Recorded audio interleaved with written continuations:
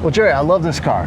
It's a 60 Merc Monterey, and in the hierarchy of Merc, this was actually the bottom of the rung. Is that true? Yes. Yes, this is just a plain Jane car, and it's got a 3 on a tree in it, and which is very unusual. The classic plain Jane 3 on a tree. But you've had this quite some time. Yes, 41 years. I bought it in college, and my mom was not happy about me buying it. So, but she was happy today that what it's turned out to be. My wife first dated it, and then all of our children used to be in the back, the only car that would fit us for a while. Yeah, they're big cars. I think this was considered probably a mid-sized car back in the day, but it's huge. Yes, yeah. This is a very large car. I mean, there's a Montclair and there's Park Lane too, and they're higher up. So I've added a few courtesy things like a clock, that original radio. Well, you've obviously redone it, right? Yes. So was it in pretty rough shape by the time you started to do the restoration?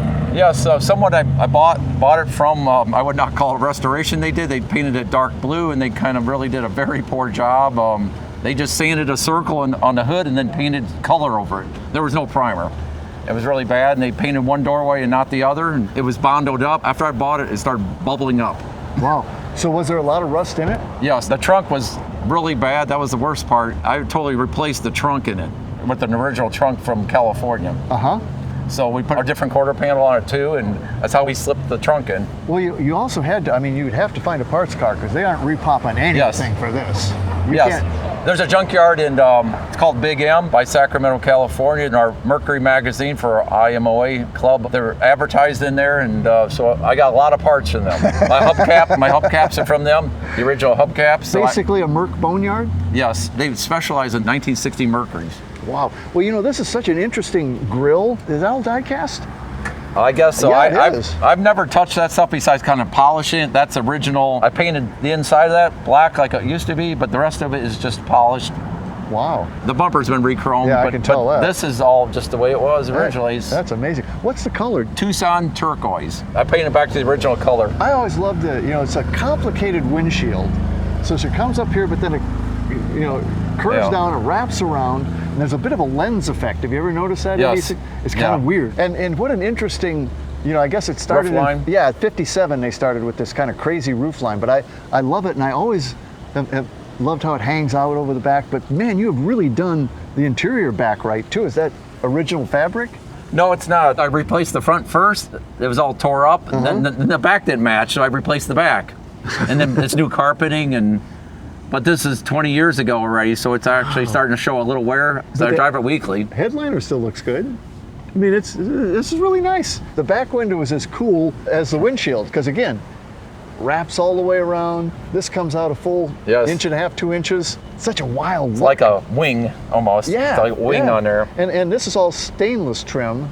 Very good. I didn't know that when I bought it, that there's like 3 situations. That you got the plating on the bumpers, and then you got the stainless here, and then you got like the pop metal right there. Yeah, and the stainless is real easy to restore, relatively speaking. You can bump it back up pretty well. Yes, I did all the stainless. And what a weird bumper too. It encapsulates the taillight, but sort of sticks on and hangs out the side. It's kind of a curious. You put the whole assembly on together. It was very difficult putting it back on. It's all a one-piece bumper too? That whole thing is one piece?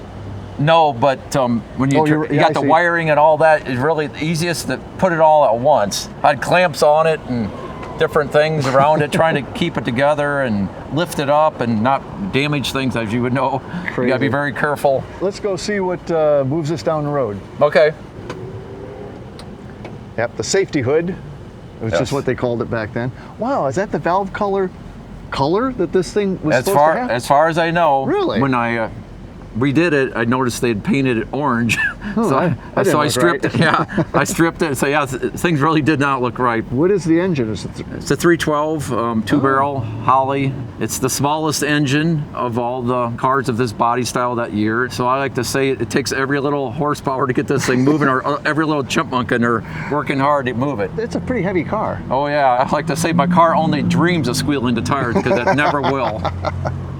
So you're kind of rocking an Abe Lincoln look. Yes. So this is a perfect place for you to be here in Springfield, Illinois. Yes, it is. Yeah, that's why I love being here, and actually I imitate Lincoln. And I was in the parade driving this car. I was holding my hat on top of the roof here, and people just, the joy in the people's faces was just worth it. They just came alive when they saw me driving the car. Have you been to the show before? Yeah, we were here. Our club was here 11 years ago, and it was fantastic. I love Springfield. Just love being here. It's a nice town, isn't it? Yes, oh, absolutely. I loved all the old buildings downtown, and the parade is just wonderful. And the parade is great. The architecture is wonderful. Yeah, and you got a great car. 1960 Merc Monterey. Yes. I think if Abe was still around, he'd be proud of you. Thanks, Jerry. Thank you very much. I appreciate it.